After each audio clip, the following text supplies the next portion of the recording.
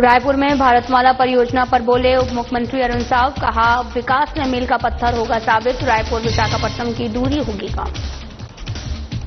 छत्तीसगढ़ में 8 मई को कांग्रेस निकालेगी संविधान बचाओ यात्रा। डिप्टी सीएम अरुण साव ने साधा निशाना। कहा, कांग्रेस को निकालनी चाहिए कांग्रेस बचाओ यात्रा।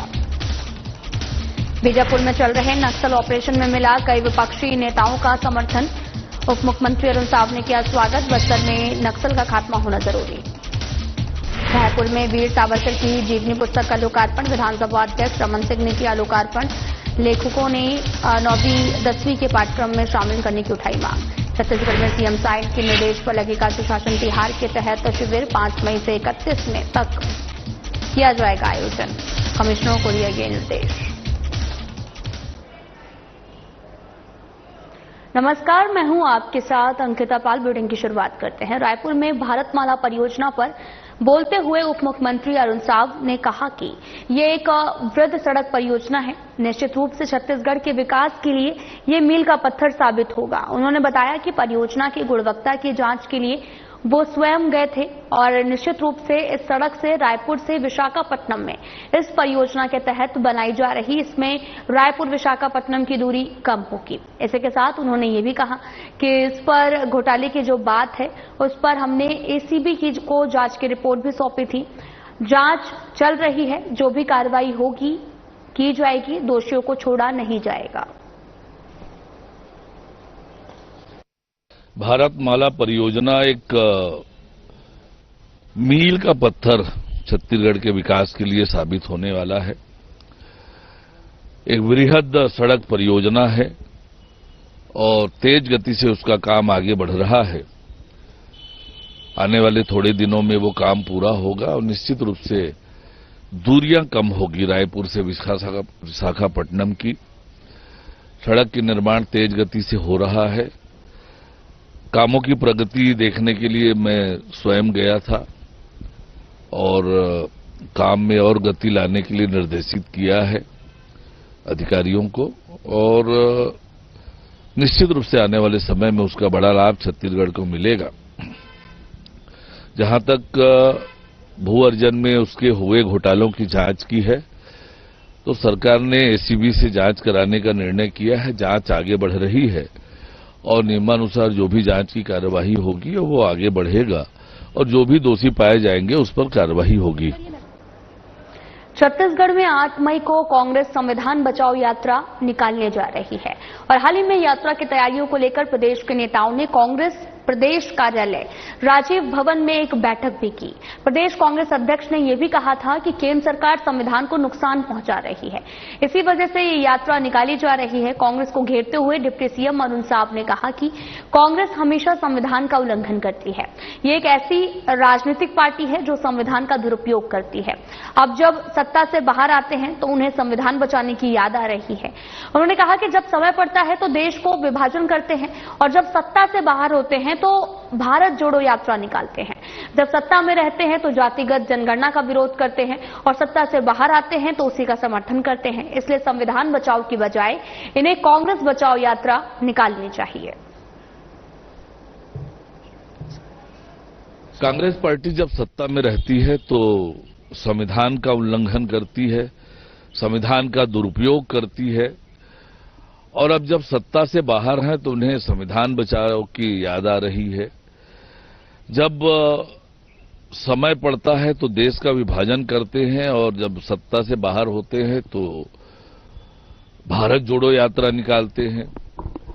जब सत्ता में रहते हैं तो जाति जनगणना का विरोध करते हैं और सत्ता से बाहर आते हैं तो उसका समर्थन करते हैं। ये कांग्रेस का दोहरा चरित्र देश की जनता बखूबी जानती है और इसीलिए कांग्रेस इस हालात में पहुंची है। अब तो इन्हें संविधान बचाओ के बजाय कांग्रेस बचाओ यात्रा निकालनी चाहिए। राजधानी रायपुर की तेलीबांधा इलाके में हिट एंड रन का मामला सामने आया था। कार ने 3 महिलाओं को टक्कर मारी थी जिसमें एक की मौके पर मौत हो गई थी। जांच में सामने आया कि कार चालक के पास में लाइसेंस तक नहीं था। उसके बाद एक चौंकाने वाली रिपोर्ट भी सामने आई जिसमें रायपुर में तकरीबन 20 लाख गाड़ियां चलती हैं, लेकिन लाइसेंस सिर्फ 6 लाख बने हुए हैं। इस मामले पर उप मुख्यमंत्री अरुण साव ने बयान देते हुए कहा कि निश्चित रूप से एक जान कीमती होती है, एक एक जान कीमती होती है। ट्रैफिक नियमों का पालन करना बहुत जरूरी है। इसके लिए पुलिस प्रशासन लगातार काम कर रही है, कानूनी कार्रवाई भी लगातार जारी है। निश्चित रूप से ट्रैफिक कानूनों का पालन करना सबके लिए आवश्यक है। एक एक जान कीमती है और पुलिस प्रशासन, संबंधित विभाग लगातार इसके लिए कोशिश कर रहा है और कानून सम्मत कार्रवाइयां भी लगातार हो रही है। छत्तीसगढ़ के बीजापुर में बड़ा नक्सल ऑपरेशन चल रहा है। इस बीच लगातार बयानबाजी का दौर भी जारी है, लेकिन कई विपक्षी नेताओं ने भी सरकार का समर्थन किया है। मामले पर बयान देते हुए उप मुख्यमंत्री अरुण साव ने कहा कि निश्चित रूप से छत्तीसगढ़ के विकास के लिए बस्तर में शांति बहुत ही जरूरी है और जो भी लोग सरकार का साथ दे रहे हैं उनका स्वागत है। छत्तीसगढ़ में शांति के लिए, बस्तर में शांति के लिए नक्सल का खात्मा होना बहुत जरूरी है। इस दिशा में लगातार काम हो रहे हैं। जो भी छत्तीसगढ़ के हित में सोचेंगे वो निश्चित रूप से नक्सल उन्मूलन का समर्थन करेंगे और जो लोग भी इस अभियान का समर्थन कर रहे हैं उनका स्वागत है। वास्तव में विकास के लिए शांति आवश्यक है और इसलिए बस्तर की तरक्की चाहिए, बस्तर का विकास चाहिए। बस्तर के विकास के साथ छत्तीसगढ़ का विकास भी जुड़ा है, तो उसके लिए बस्तर को नक्सल मुक्त होना आवश्यक है, बस्तर में शांति होना आवश्यक है। इस दिशा में हमारी सरकार तेज गति से काम कर रही है और जो भी इस काम में का समर्थन कर रहे हैं, स्वागत कर रहे हैं, उनका अभिनंदन। राजधानी रायपुर के स्पीकर निवास में वीर सावरकर की जीवनी पुस्तक का लोकार्पण कार्यक्रम का आयोजन हुआ, जिसमें विधानसभा अध्यक्ष डॉक्टर रमन सिंह, सरगुजा सांसद चिंतामणि महाराज और रायपुर पश्चिमी विधायक राजेश मूणत उपस्थित रहे। वीर सावरकर की जीवनी किताब का विमोचन किया। इस दौरान पुस्तक के लेखक अजय कुमार सिन्हा और संजय कुमार सिन्हा भी उपस्थित रहे। वीर सावरकर की जीवनी और उनके देश के लिए बलिदान को याद करके उन्होंने इस पुस्तक को लिखने का फैसला भी लिया, क्योंकि ये किताब बहुत सी भाषाओं में प्रकाशित तो है, लेकिन हिंदी भाषा में बहुत ही सरल शब्दों में इसे लिखने का प्रयास लेखकों ने किया है। साथ ही 9वीं 10वीं के पाठ्यक्रम में इसे शामिल करने की भी मांग विधानसभा में की गई।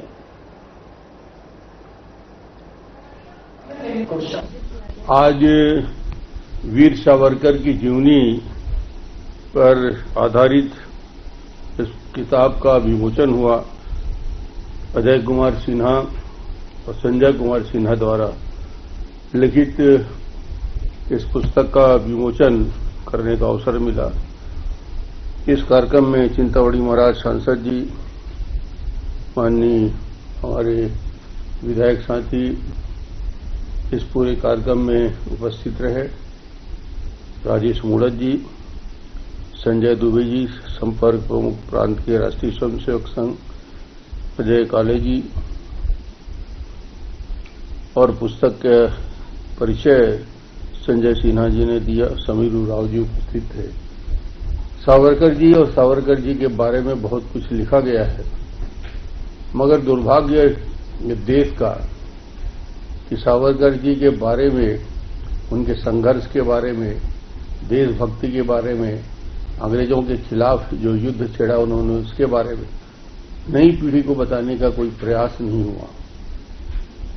अकेले वो ऐसे सेनानी थे जिनको 2-2 काला पानी की सजा, 25 साल प्लस 25 साल, 50 साल की सजा आज तक इतिहास में किसी को नहीं दिया गया। उनकी तीनों भाई, 2 को तो काला पानी की सजा हुई थी, अगल बगल रहते थे सलवर जेल में। तीसरे भाई, उनको भी जेल की सजा हुई, यानी पूरा परिवार प्रताड़ित रहा।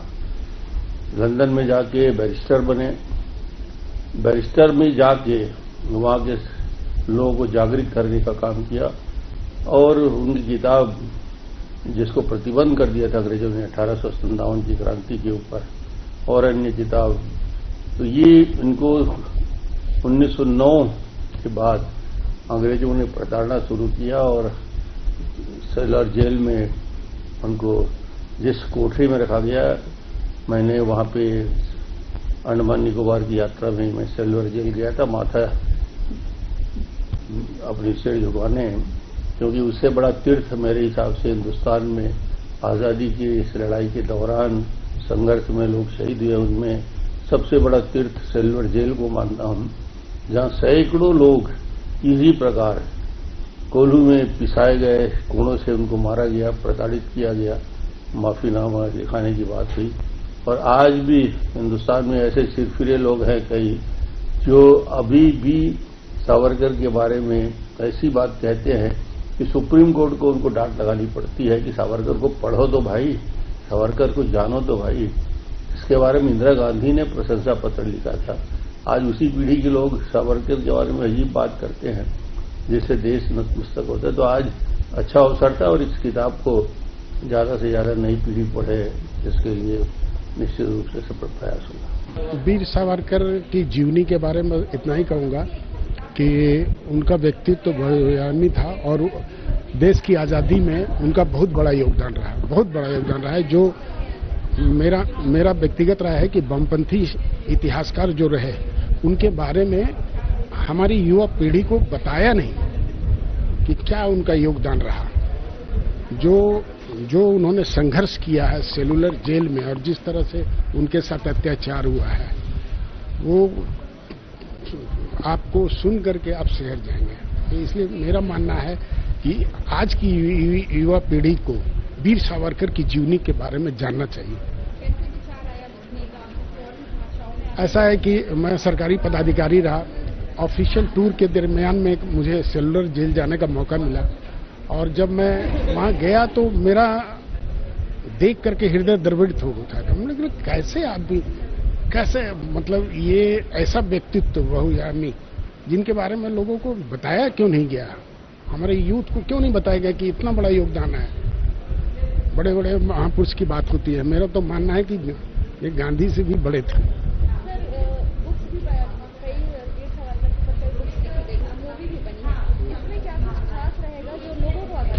इसमें हम लोगों ने बहुत छोटे छोटे संस्मरण को हमने कलेक्ट किया है और उनके परिवार के जो संबंधी लोग हैं उन लोगों से लिया है और जो लेखन सामग्री है उन लोगों से भी हम लोग को उपलब्ध हुआ है। और जो जैसे इस किताब के बैक में आप जाइएगा तो वो कालिक से लिखी हुई एक मराठी नाट्य मंचन का है। वो अपने लेखनी के द्वारा, कविता लेख के द्वारा देश में क्रांति फैलाते थे। सावरकर जी जो दीवार पे हथकड़ी से लिखते थे वो तो खत्म हो गया, वो तो मिट गया। उसके बाद 3 साल के लिए रत्नागिरी जेल आया, तो रत्नागिरी जेल में इनको कागज कलम दिया गया, तो उसको याद कर कविताएं लिखती थी। तो सावरकर जी बहुत छोटी छोटी कविता, आप उनका लेखन पढ़िएगा तो लगेगा इसके जैसा कोई लेखक पैदा ही नहीं हुआ। एक बुलबुल आती थी उनके कमरे में, वो चहचहाती थी और वो स्वतंत्रता संग्राम की कविता लिख करके उसको सुनाते थे, क्योंकि सुनने वाला कोई नहीं था, उसको सुनाते थे। तो सावरकर जी बहुत है, हरि अनंत हरि कथा अनंता।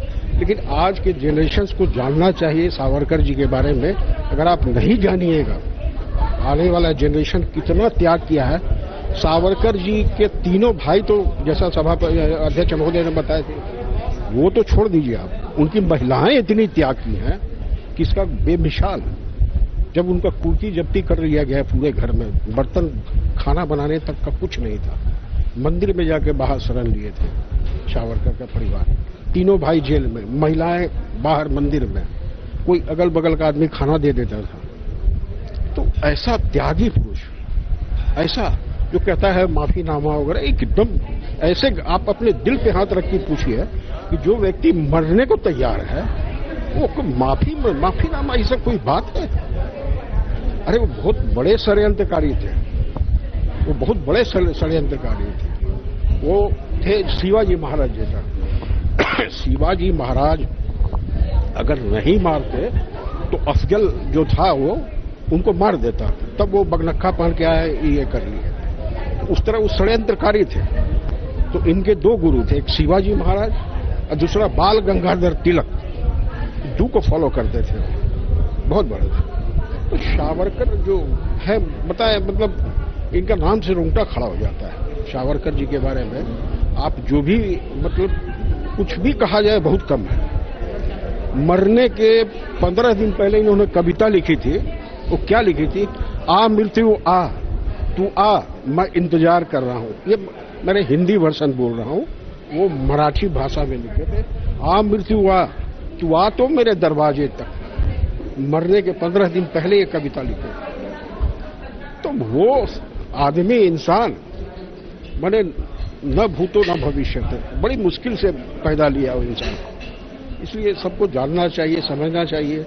और ये किताब हम लोगों ने बड़ी सरल ढंग से लिखा है। उनका जन्म कहाँ हुआ, कैसे हुआ, भगूर में कैसे आए वो, कैसे इनके जो फोर फादर थे, चित्पावन ब्राह्मण परिवार में जन्म लिया। रात में इनके माता पिता खाना खाने के बाद रामायण और महाभारत का पाठ किया करते थे। तो बहुत बचपन से बहुत संस्कार, लेकिन बड़ी क्रांतिकारी। तो वहीं आम जनता की समस्या के समाधान के लिए मुख्यमंत्री विष्णुदेव साय के निर्देश पर 31 मई तक सुशासन तिहार के तहत में वार्डों में शिविर लगाया जाएगा। रायपुर नगर निगम के 70 वार्डों में जोन कमिश्नरों को निर्देश दिए गए हैं और साथ ही आम जनता से प्राप्त आवेदनों के निराकरण से संबंधित जानकारी आवेदन को दिए जाएंगे। और साथ ही रायपुर कलेक्टर डॉक्टर गौरव सिंह ने सुशासन तिहार 2025 को लेकर बताया कि नागरिकों की मांगों और समस्याओं की जानकारी साझा की गई। उन्होंने बताया कि 8 अप्रैल से 11 अप्रैल तक आयोजित पहले चरण में रायपुर में 2,91,000 से अधिक मांगे प्राप्त हुई, जबकि लगभग 7,341 शिकायत दर्ज की गई। अब सुशासन तिहार का तीसरा चरण 5 मई से 31 में आयोजित किया जाएगा और इस दौरान ग्राम पंचायत में शिविर लगाकर लोगों की समस्याओं के समाधान की जानकारी दी जाएगी। शिविरों में नागरिकों की मांगों और शिकायतों के निराकरण की स्थिति से भी अवगत कराया जाएगा। कलेक्टर ने भी आमजन से अपील की कि वो इन शिविरों में पहुंचे, अपनी शिकायतें मांगे जरूर रखें।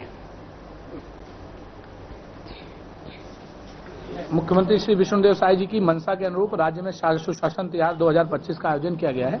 इसका उद्देश्य आम जनता की समस्याओं का समयबद्ध समाधान, शासकीय योजनाओं की समीक्षा, निगरानी, विकास कार्यों में तेजी लाना और जनता, जनप्रतिनिधियों व सामाजिक संगठनों के साथ सीधा संवाद स्थापित करना है। आप सबको बताया कि ये 3 चरणों में सुशासन तिहार हुआ था। प्रथम चरण में हमने आवेदन लिए थे, द्वितीय चरण में इसका निराकरण किया और आज से तीसरा चरण शुरू हो रहा है, जिसमें रायपुर जिले में कल से 60 जगहों पर समाधान शिविर लगाए जाएंगे, जिसमें ग्रामीण क्षेत्र के 48 हैं, बाकी रायपुर नगर निगम और सारे मिलाकर लगभग 38 ग्रामीण क्षेत्र में 56 समाधान शिविर आयोजित किए जाएंगे, जिसमें ग्रामीण क्षेत्र में 34 और रायपुर नगर निगम में 10 और अन्य नगरीय निकायों में 12 आयोजित किए जाएंगे। उसका शेड्यूल कहाँ लगेगा, नोडल अधिकारी, वो सब आप लोगों को दिया गया है। रायपुर जिले की बात करेंगे तो लगभग 3 लाख के आसपास आवेदन प्राप्त हुए थे और 8,000 के आसपास समस्याएं आई थी।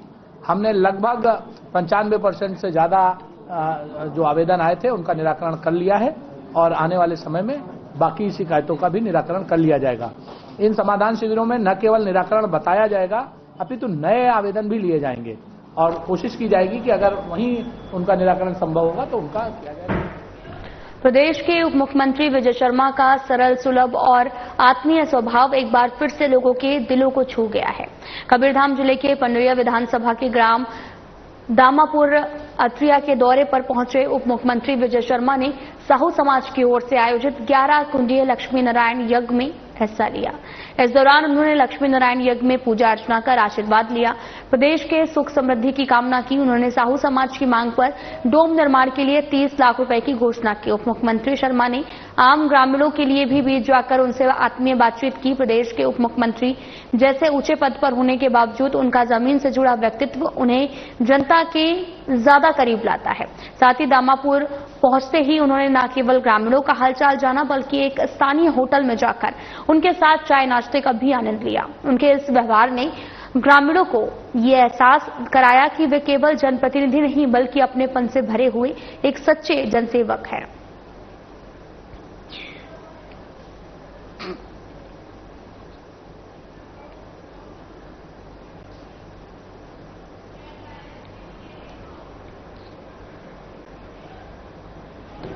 अखिल भारतीय कांग्रेस कमेटी की ओर से देश भर में संविधान बचाओ अभियान 40 दिनों का चलाया जा रहा है, जिसको लेकर एमसीबी जिले के मनेनगढ़ गांधी चौक में कांग्रेस पार्टी ने संविधान बचाओ कार्यक्रम आयोजित किया।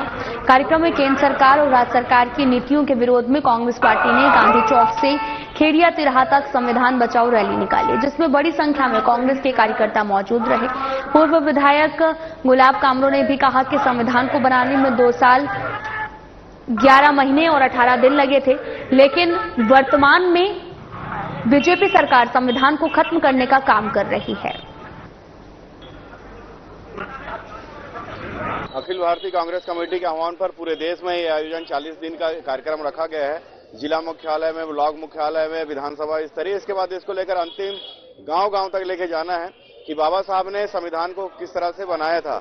इस संविधान को बनाने के लिए 2 साल 11 महीने 18 दिन लगा था, लेकिन जिस तरह से वर्तमान में भारतीय जनता पार्टी की सरकार ने जो संविधान को जो खत्म करने का जो काम कर रहा है, आप देखेंगे लगातार हमारे नेता प्रतिपक्ष राहुल जी ने किस तरह से पूरे देश में आवाज उठाया है। विभिन्न प्रकार की संस्थाओं को बंद किया गया है। बाबा साहब का अपमान किस तरह से सदन में किया जा रहा है, पूरे देश में अपमान किया जा रहा है। दूसरा, जब लगता है कि इनको पूरे देश में जब लग रहा है कि विरोध हो रहा है, तो आज देखेंगे हमारे यहाँ के भी भारतीय जनता पार्टी की सरकार है। कुछ दिन पहले भारतीय जनता पार्टी के नेता अनुसूचित जनजाति जातियों की याद आ गई है। तो इस तरह की भारतीय जनता पार्टी को जिस तरह से इनकी सरकार बनने के बाद से संविधान को समाप्त करने का काम किया जा रहा है, इसलिए कांग्रेस पार्टी पूरे देश में आंदोलन कर रही है।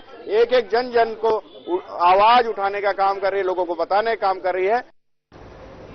कोंडागांव कलेक्टर नुपुर राशि पन्ना ने कोंडागांव विकासखंड अंतर्गत ग्राम पंचायत बड़े खेरा में वाटरशेड के तहत निर्मित स्टाम डैम का अवलोकन किया है। इस दौरान उन्होंने गांव के किसानों से चर्चा कर स्टाम डैम से मिल रही सिंचाई सुविधा और उनकी ओर से लगाई जा रही फसलों की जानकारी ली। ग्रामवासियों ने बताया कि पहले सिंचाई के लिए परेशानी का सामना करना पड़ता था, लेकिन चेक डैम बनने के बाद में खेतों में सिंचाई की समस्या का समाधान हुआ है। लगभग 30 एकड़ रकबे के सिंचाई की सुविधा मिल रही है। कलेक्टर ने उन्हें परंपरागत फसलों के अलावा नारियल सहित औद्योगिकों के फसल लेने के लिए प्रोत्साहित किया। उन्होंने इसके लिए शासकीय योजनाओं के माध्यम से डीप और फेसिंग की व्यवस्था गांववासियों को देने की अधिकारियों को निर्देशित किए। साथ ही उन्होंने ग्रामवासियों को बीज उत्पादन का क्षेत्र बढ़ाने, जैविक खेती को अपनाने के लिए कहा है। निरीक्षण के दौरान जिला पंचायत के सीईओ अविनाश भोई और जनपद पंचायत की सीईओ आकांक्षा नायक, गांव के सरपंच और ग्रामीण जन उपस्थित रहे।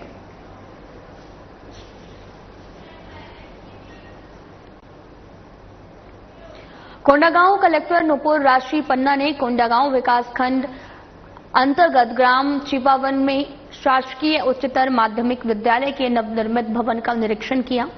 शेष सभी बच्चे कार्यों की शीघ्र पूर्ण करने को कहा। उन्होंने वहां पर सभी आवश्यक व्यवस्थाएं सुनिश्चित करने के लिए निर्देश दिए और कहा कि नए भवन में सीवरेज की समस्या न हो, इसके लिए भी उन्होंने प्री मैट्रिक बालक छात्रावास का निरीक्षण कर स्वच्छता और सुव्यवस्थित रखरखाव पर विशेष ध्यान देने के निर्देश दिए हैं।